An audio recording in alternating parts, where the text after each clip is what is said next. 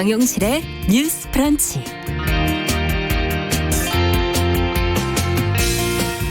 안녕하십니까. 아나운서 정용실입니다.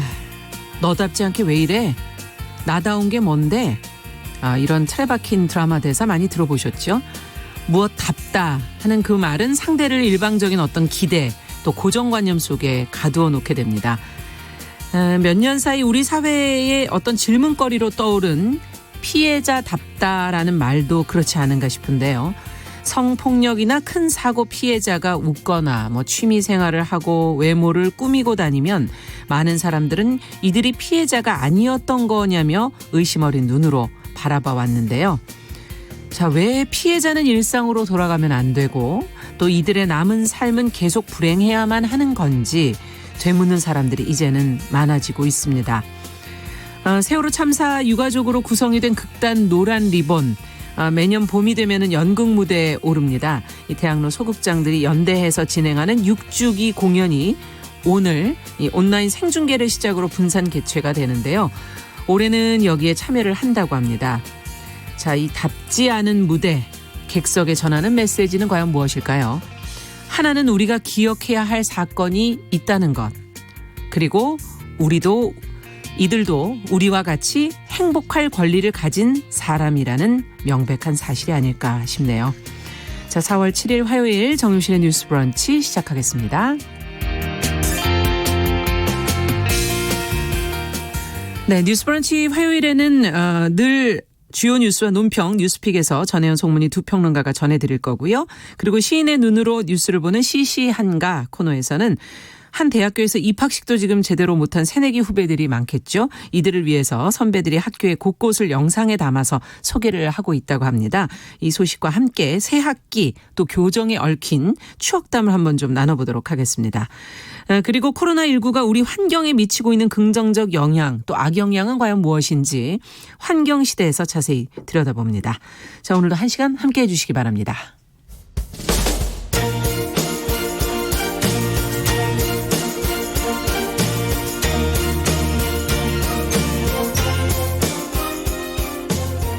여성을 위한 시사정보 프로그램 KBS 1라디오 정용실의 뉴스 브런치. 여러분의 의견을 기다립니다. 샵 9730으로 문자 보내주세요. 짧은 문자 50원, 긴 문자 100원이 부과됩니다. 네, 정용실의 뉴스 브런치는 항상 여러분들과 함께 만들어가고 있습니다. 오늘도 문자 KBS 콩 그리고 유튜브 계속 열고 있고요. 그리고 방송이 끝난 후에는 정용실의 뉴스 브런치를 유튜브 네이버 다음에 치시면 뉴스픽 코너를 챙겨서 보실 수 있습니다. 어떨 때는 너무 많이 들어오셔서 무슨 일이 생겼나 할 정도로 많이 들어오실 때가 있어서요. 저희는 늘 지켜보고 있습니다. 어떤 분들이 어떤 내용에 관심들이 있으신지. 오늘도 벌써 인사를 건네주셨어요. 최희철님, 이지영님, 송문박님, 조혜숙님, 최기원님, 박진호님, 강병환님. 강병환님께서는 슬픔을 뒤로하고 이제 좀 나아갈 권리를 누립시다 이렇게 써주셨고요. 그리고 이지형님 이렇게 들어와 주셨습니다. 남성에게 더 유익한 브런치 이렇게 적어주셨네요. 그리고 유튜브로는 PL2020님, 네잎크로버님, 아카세이즈님, 일로 옮기셨네요. 산속전원생활님 이렇게 이쪽으로 들어와 주셨습니다. 자, 오늘도 뉴스픽 두 분 같이 해주십니다. 더 공감 여성정치연구소 송문희 박사님 안녕하세요. 네, 안녕하세요. 전혜연 스태프님과 안녕하십니까? 안녕하세요. 남성에게 더 유익한 프로그램이라는 말에 어깨가 한껏 올라가서 오늘 방송을 시작할 수 있을 것 같습니다. 맞아요. 누구도 들으셔도 유익할 수 있도록 저희가 진행해 보겠습니다. 자, 첫 번째 뉴스는 아무래도 이제 코로나19랑 좀 관련된 소식인데요. 정부의 긴급 재난지원금 과연 어떻게 될까? 지급이 언제 될까? 다들 기다리고 계실 텐데 지급 계획이 지금 발표된 후에도 계속 지금 설왕설래 이야기가 많은 상황이고요. 여야가 또 각각 또 제시하고 있는 것들이 조금씩 달라서 이거 결국은 정부가 해야 할 일이긴 한데 금액이 다르고 전 국민에게 지금 이달 중에 지급하자는 것은 조금 방향이 모이는 것 같기도 하고 관련 내용을 송문희 박사님께서 어떻게 지금 이야기가 접근돼 가고 있는지 네. 정리를 좀 해 주시죠. 긴급 재난지원금 정부와 여당이 그 건강보험료 기준 그러니까 네. 3월 건강보험료 기준으로 소득 하위 70%에게 전별적으로 주겠다 이렇게 했었는데 네. 6일날 더불어민주당 이해찬 대표가 어떤 얘기를 했냐. 지역 소득과 관계없이 모든 국민을 국가가 보호하고 있다는 것을 제대로 보여주는 것이 필요하다. 즉 전 대상을 국민으로 확대하겠다는 겁니다. 네. 그래서 아마 이것이 여당의 입장이 변화가 있는 거 아닌가 이런 생각이 드는데 예. 그 전날 5일날 황교안 대표가 미리 얘기한 것이 뭐냐면 긴급재난지원금을 1인당 50만 원씩 전 국민에게 주자. 그렇게 되면은 민주당안은 소득 기준으로 해서 이제 4인 가구 기준으로 100만 원이었거든요. 그랬죠. 그러면 통합당이나 민생당의 경우는 합치면 200만 원이 됩니다. 4인 가구 기준으로. 정의당은 1인당 100만 원씩 주자. 그러면 400만 원이죠. 예. 계산해 보시면 우리 가족 수에 따라 그렇죠. 돈이 나오는 거죠. 중요한 거는 여야가 뭐 할 것 없이 다 전 국민에게 주자는데 의견이 수렴되고 있다는 겁니다. 그러면 총선 앞두고 민심의 눈치 보기냐 포퓰리즘 아니냐 이런 얘기하고 있는데 네. 어떻게 보면은 여야 모두 눈치 보지 않을 수밖에 없는 민생이 절박한 시점이라는 이런 이야기죠. 그렇군요. 자, 어쨌든 여야가 어떤 방향성이 비슷한 부분이 있기 때문에 갈 가능성이 있지 않겠는가 하는 보도들이 지금 많이 나오는데, 근데 홍남기 부총리나 정부 입장, 그간 해온 발언들을 생각한다면 어떻게 될까 조금 지켜봐야 되나 이런 생각도 들기도 하고요. 어쨌든 앞서 얘기해 주신 총선을 노린 포퓰리즘이냐 과연 어떻게 봐야 될지 두 분은 어떻게 생각하십니까? 저는 미래통합당이 왜 이렇게 입장을 바꿀 수밖에 없었을까 생각을 해봤는데 아마 선거를 하다 보면 재래시장이나 어려운 곳을 많이 후보들이 돌아다닙니다. 네. 그러다 보면은 현장의 목소리를 들을 수밖에 없거든요. 송 박사님 말씀하셨듯이 현장 상황에 맞이해 보니까 아 이게 정말 긴급하다. 정말 어떤 응급 수혈이 필요한 것 같은 환자에 비유되는 상황이라고 아마 좀 공감대가 이루어졌던 것으로 보입니다. 네. 그리고 저는 크게 세 가지 시점에서 아마 정부에서도 좀 입장을 바꾸지 않을까 생각을 하는데요. 첫 번째로 시간입니다. 시간. 말 그대로 긴급 재난 지원금이고 우리가 계속 강조했던 것이 속도거든요. 예. 그런데 지금 속도가 오래 걸릴 것이라는 전망이 나오는 이유는 소득 하위 70% 기준에 따라서 분별 작업을 하는 게 예상보다 너무 시간이 많이 걸릴 수 있다. 예. 그래서 아마 전 국민을 다 주는 쪽이 오히려 더 빠르게 지급될 수 빠르게 있다. 지급될 수 있다라는 판단을 내린 것 같고요. 두 번째로 말씀드릴 것이 효율성이라는 것도 정말 필요할 때 어떤 지원이 나가야 되는 거지 가게가 문 닫은 다음에 지원금 나가는 거는 소상공인들한테 큰 도움이 안 됩니다. 그렇죠. 그래서 그런 부분을 좀 본 것으로 보이고요.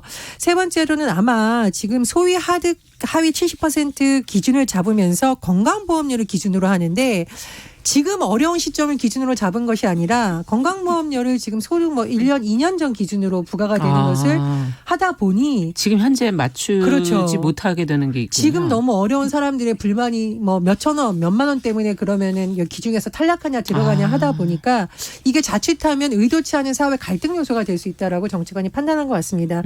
다만 국회에서 어쨌든 총선 이후에 이 문제를 놓고 추경을 하든 논의를 해야 되는데 네. 계속 나오는 재정 건설성 문제는 나올 수밖에 없습니다. 그래서 이건 뭐 저의 개인적 의견인데요.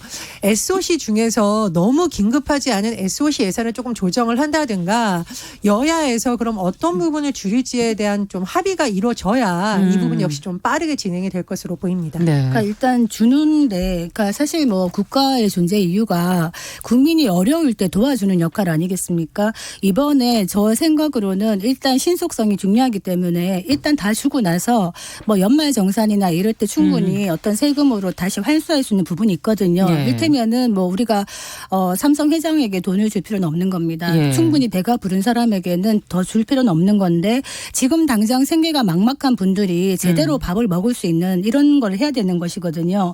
기존의 기준으로 봤을 때는 아까 말씀하신 그런 문제가 있어요. 상대적 박탈감이 있는 거죠. 나는 내가 중산층도 아니라고 생각했는데 기준을 보니까 소득 상위 30%인 겁니다. 만약에 사람들이. 네. 그러면 이거 뭔가 불공정한 게 아닌가 이런 생각이 들고 몇만 원, 몇십만 원 차이로 기준에서 탈락되는 분들의 불만이 커질 수밖에 없는 것이거든요. 그리고 지금 뭐 소기업, 뭐 소상공인, 자영업 어렵다고 하는데 네.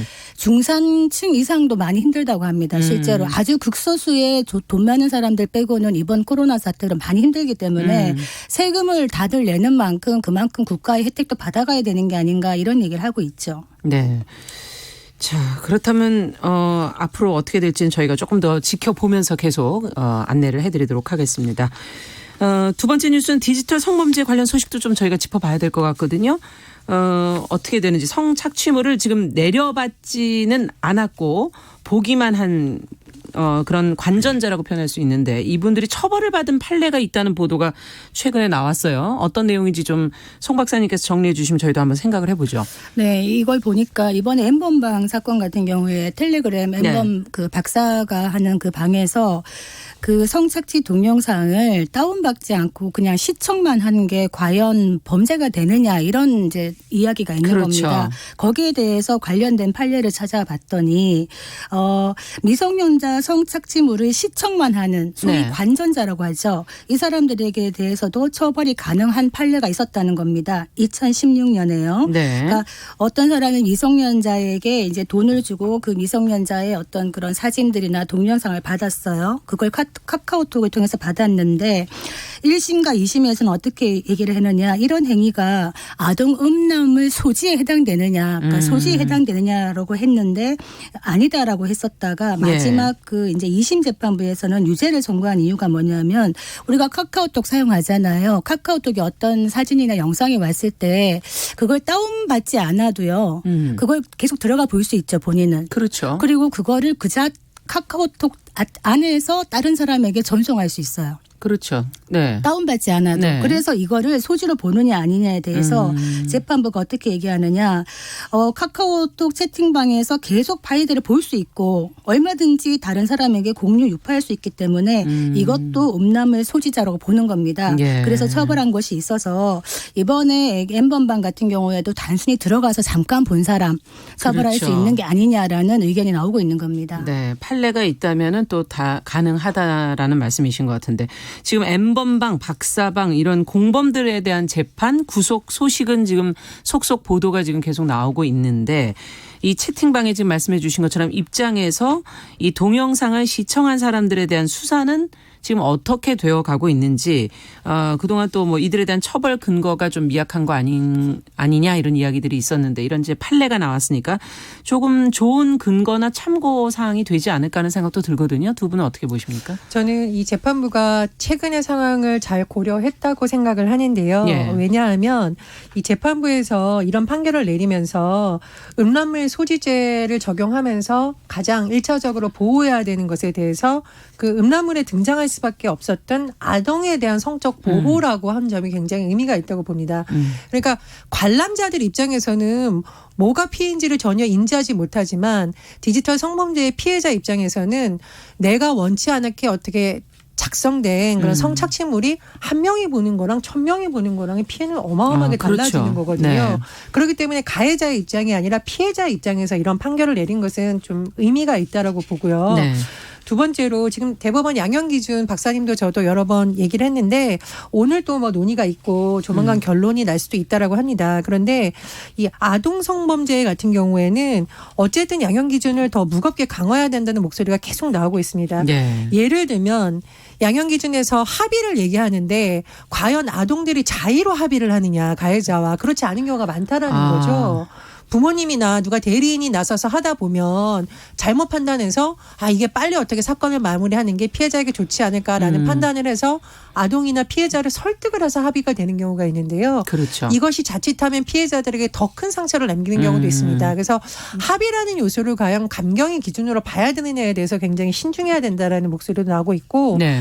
또 가중처벌 필요성에 있어서 아동 청소년이라도 장애가 있는 경우 그러니까 육체적으로 장애가 있는 경우도 있을 수가 있고 지적인 부분에서 장애가 있는 수도 있는데 이런 부분에 대해서는 오히려 가중처벌을 해야 된다라는 목소리도 나오고 있거든요. 그래서 이런 판례도 굉장히 의미가 있고 앞으로 나오는 대법원의 양형 기준도 좀 관심을 갖고 지켜볼 그러네요. 필요가 지켜봐야 될 있겠습니다. 내용들이 많네요. 그 지금 그 합의 얘기하셨는데 실제로 이제 디지털 성범죄의 피해자가 됐어요. 그러면은 가해자를 처벌하는데 어떤 단계로 나눠지는가 한번 보면요. 네. 2018년에 범죄 통계를 기준으로 한번 해보겠습니다. 일단 신고를 했을 때 경찰 단계에서 구속 수사를 받는 경우가 100명 중에 2명이에요. 아이고 그렇게밖에 안 됩니까? 그 단계를 넘었죠. 네. 그다음에 기소가 있죠. 네. 기소는 디지털 성범죄 10명 중에 3명만 기소가 되는 겁니다. 아 그래요? 또 그 다음에 재판까지 갔어요. 네. 재판 갔더니 300만 원. 이게 무슨 얘기냐. 벌금형입니까? 보통은 300만 원의 벌금형. 아. 그리고 아주 뭐 집행유예라든가 징역형은 한 5% 정도밖에 안 됩니다. 그러면 전체로 본다면은 그냥 5%가 아니라 더 적은 퍼센트가 그렇습니다. 되는 거네요. 네. 그러니까 예. 아주 그 단계별 넘어가기가 걸림돌이 너무나 많아서 이 과정을 다 해 나가기도 많이 힘들다. 그러니까 어떻게 보면은 수사와 기소와 재판 모든 단계에서 디지털 성범죄에 대한 인식 자체가 굉장히 가벼운 겁니다. 그러니까 깃털처럼 가벼운 인식 뭐냐면 이거는 내 몸을 직접 쓰거나 물리적인 폭력을 행사하는 것이 아니기 때문에 그리고 이거 불법 촬영으로 만약에 벌을 받죠. 예. 그러면 그 가해자는 신상 공개가 됩니다. 그렇죠. 20년 동안. 예. 그러면 재판부에서 어떤 얘기를 하느냐. 이거 불법 촬영 한 번 한 걸 가지고 평생 이 사람 남자 인생 망친다. 이런 얘기를 하면서 가벼운 걸 주는 경우도 많다는 거예요. 네. 그러면 그 피해자가 된 그 여성의 인생은 어떻게 되는 겁니까? 그렇죠. 그래서 어떻게 보면은 이런 성범죄에 대한 인식이 가벼운 것이 가장 큰 문제다. 저는 그 말씀 드리고 싶습니다. 그러네요. 예. 따져서 저희가 계속 이 보도를 조금 더 내용을 구체적인 것들을 더 짚어가 봐야 될 것 같습니다. 자, 정용실의 뉴스브런치 더공감 여성정치연구소의 송문희 박사, 전혜연 시사평론가와 함께 뉴스픽 진행하고 있는데요. 자, 이번 뉴스는 조금 밝은 뉴스라고 그래야 되나? 뭐 전화위복이라고 해야 될까? 우리가 지금 굉장히 힘든 고비고비를 지금 잘 넘겨가고 있는데 국민과 함께 우리의 라면, 휴지, 쌀 뭐 이런 것들을 지금 수출해달라는 각국의 지금 요청이 이어지고 있다고 그러는데 이제 밖에서 아무래도 힘든 부분이 많을 테니까요. 어떻게 돼가고 있는 건지 전혜연 평론가께서 관련 내용 좀 정리해 주시겠어요? 이게 지금 나라별로 상황이 지금 다를 경우가 많죠. 네. 예를 들면 어떤 나라 같은 경우에는 약간 봉쇄 수준으로 조치를 취하고 있고 어떤 나라 같은 경우에는 물건 사재기가 좀 심화되는 나라가 그렇더라고요. 있는데요. 예. 그런 국가와 비교했을 때 비교적 우리나라는 그런 현상이 없다라는 분석이 나오고 있습니다. 그런데 그렇지 않은 국가, 예를 들면 이제 싱가포르 사례가 요즘 언론에 많이 나오고 있는데 싱가포르에 직접적으로 어떤 규제가 내려진 것이 아니라 말레이시아에서 이동 제한이 지금 되고 있는 상황입니다. 네. 싱가포르에서는 주요 식료품의 90%를 말레이시아에서 조달한다고 하거든요. 그렇다 보니 사재기 현상이 나오고 사실 휴지 같은 경우에는 당장 써야 되는 거잖아요. 그렇죠. 소모품이니까요. 네, 그렇습니다. 예. 그래서 싱가포르에 있는 한 쇼핑몰에서 우리나라의 유통업체에 요청을 해서 휴지를 수출하게 됐는데 유통업체가 휴지를 또 수출하는 것은 굉장히 이례적인 사례로 그렇죠. 또 꼽히고 있다고 하고요. 그리고 요즘 우리나라 쌀이 또 굉장히 인기가 많다라고 합니다. 중국 쌀이나 동남아 지역 쌀에 비해서 우리나라 쌀이 품질이 좋다라는 평가는 받는데 아무래도 가격은 조금 비싸거든요. 그렇죠. 뭐 이모작, 삼모작 하는 나라에 비쌌는데 그런데 최근 해외에서 이 쌀에 대한 온라인 구매 수요가 급증하면서 또 우리나라의 쌀이 굉장히 또 수출용품으로 효자 상품 노릇을 하고 그렇군요. 있다고 합니다. 그리고 좀 특이한 현상인데 무려 수출이 3월 한 달간 7배가 는 제품이 있는데 뭐예요? 손소독제입니다. 손소독제. 사실 우리나라에서는 구하기가 그렇게 어렵지 않은데 해외 일부 국가 같은 경우에는 아마 이것을 구하기가 좀 어려운 상황이 왔습니다. 그래서 뭐 이른바 K뷰티의 대표 상품으로 앞으로 손소독제가 될 수도 있다라고 해서 화장품 판매와 더불어서 손소독제도 많이 증가했다고 하고요. 또 이건 언제 먹어도 맛있습니다. 라면, 김치. 아니 이거 이 맛을 아나요?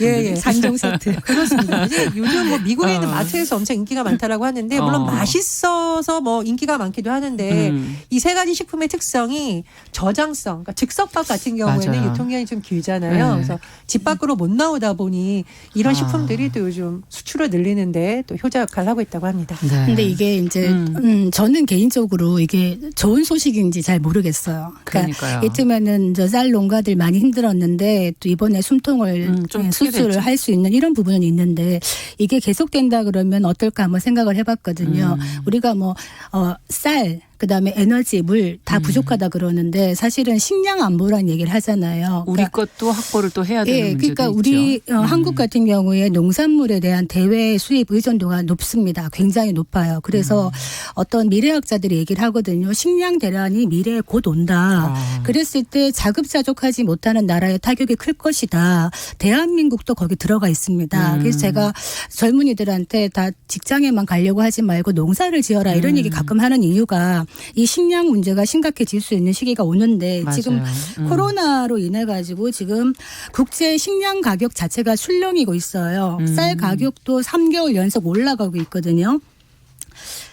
지금 우리가 왜 알량미라고 얘기하는 게 있죠. 네. 베트남, 태국에서 하는 안남미인데 원래는 좀 기다랗게 생긴. 그 쌀이 예. 사실은 베트남이 전 그 쌀 수출액의 한 90%를 차지하고 있는데 지금 수출 계약 중단했습니다. 아. 그리고 인도, 태국, 베트남, 캄보디아 다 그리고 러시아도 잠깐 중단한 적이 있었고 예. 지금 뭐 미국이나 일본이나 이런 중국에서 쌀을 사재기하고 있다는 얘기하는데 당장 부족해서 사재기하는 게 아닙니다. 미래를. 예, 장기적으로 됐을 때 식량난이 오지 않는가 해서 자국의 쌀을 비축하고 외국의 쌀을 더 사들이는 것이거든요. 그래서 저는 물론 잠깐 뭐 수출하는 정도는 모르겠습니다만 장기적인 계획을 갖고 정부가 사실은 식량을 적절하게 비축해야 되는 게 아닌가라고 저는 생각이 좀 됩니다. 농산물 수급에 미리 신경을 써야 된다는 얘기시네요. 네. 근데 저는 예. 농산물 전체에 있어서의 박사님의 의견에 동의를 하는데 쌀에 대해서는 좀 생각이 다릅니다. 왜냐하면 쌀이 지금 소비가 안 돼서 오히려 가격이 너무 떨어지고 있다는 지적이 계속 나왔었거든요. 그동안 계속 예. 그렇습니다. 그러니까 양이 줄고 있죠. 예. 그러니까 쌀을 먹는 문화 자체가 줄어들고 또 최근에 외식 문화가 줄어들다 보니 쌀 가공품도 타격을 받는다는 것이 나오거든요. 그래서 이번 기회를 계기로 다각적으로 뭐 생산이라든가 유통에 있어서 어떤 구조로 되는지 정부에서 점검은 필요하지만 아직까지 쌀에 있어서는 오히려 소비가 더 필요하지 않나 이런 생각이 들고요. 사실 이번에 뭐 강원도에서 감자 팔고 하면서 안 팔렸던 뭐 오징어 팔기 운동 이런 네. 것도 있었고 일부 지역에서는 봄나물이 사실 시들면 상품성이 없습니다. 그렇죠. 그래서 끝나죠. 나물 팔아주기 운동 이런 것을 했었는데 위기가 때로는 새로운 또 길을 보여주는 것 같습니다. 그래서 각 지자체에서 농산물이 쌓이는 것을 그냥 보고 있는 것이 아니라 국민들에게 적극 홍보를 해서 집판만을 참여를 좀. 하는 네. 그런 소비의 새로운 문화도 좀 나타나지 않을까 그렇게 전망합니다. 기대해 봅니다.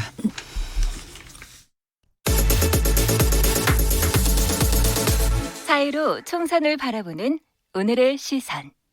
네, 코너 속의 코너 저희가 마련해 놓고 있습니다. 이번 주 뭐 하루 하나씩 저희 사이로 총선 관련 주제를 꼼꼼히 좀 들여다보겠습니다. 어제 여성 공천 늘려야 하는 이유를 저희가 좀 살펴봤고 그 공감대 속에서 각 당이 뭐 이번에 사이로 총선에서 여성 공천 30% 약속한다 이렇게 얘기를 했지만 끝내 결과를 보니까 지켜지지 못한 것 같습니다. 대체 얼마나 못 지켰는지를 저희가 좀 따져봐야 되지 않겠습니까? 전혜연 평론가께서 공천 현황을 좀 짚어봐 주시죠. 예, 지역구 국회의원 후보자 가운데 여성 후보자 비율 19.1%입니다. 19.1%. 예. 각 정당에서 여성 공천 30% 지켜야 된다라고 주장을 했지만 네. 결과는 훨씬 낮은데요. 민주당은 12.7%, 통합당은 11.0%, 뭐 정의당의 경우에는 그나마 20%를 넘겨서 21.1%입니다. 네. 자, 그런데 과연 이걸 또 퍼센트만으로 봐야 되느냐 딜레마가 있죠. 국가혁명 배당금이 무려 30.4%를 공천했는데 77명입니다. 그래서 사실 보조금도 이번에 받았잖아요. 받았다는 걸 말씀드렸었죠. 무전 문제는 뭐냐. 청소년 성폭행 전과 후보를 뭐 다른 쪽으로 또 공천했던 것이 논란이 됐거든요. 그래서 사실 이번 같은 경우에는 여성 공천에 있어서 양적인 면에서도 굉장히 아쉽지만 내용적인 면에서도 좀 아쉬운 면이 많다. 그런 평가가 나오고 있습니다. 네. 자, 왜 이렇게 약속을 안 지키게 되는 걸까요? 이유는 어디 있는 건가요? 어떤 방향으로 그럼 개선을 해야 될까요? 답을 좀 줘보시죠, 두 분께서.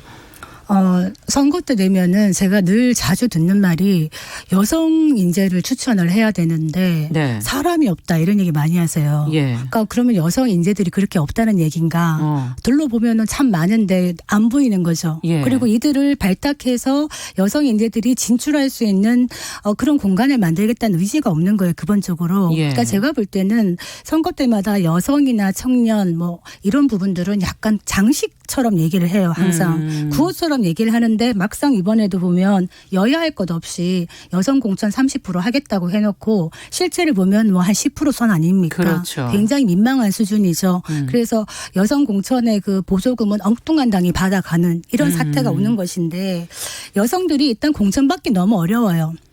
지금 실제로 가산점 준다고 하는데 그 가산점이 절대평가 상대평가가 아니라 절대평가가 되다 보니까 네. 별 효과가 없어요. 그리고 나서 공천이 되었죠. 공천되고 나서 그럼 어떻게 가느냐. 험지로도 많이 보냅니다.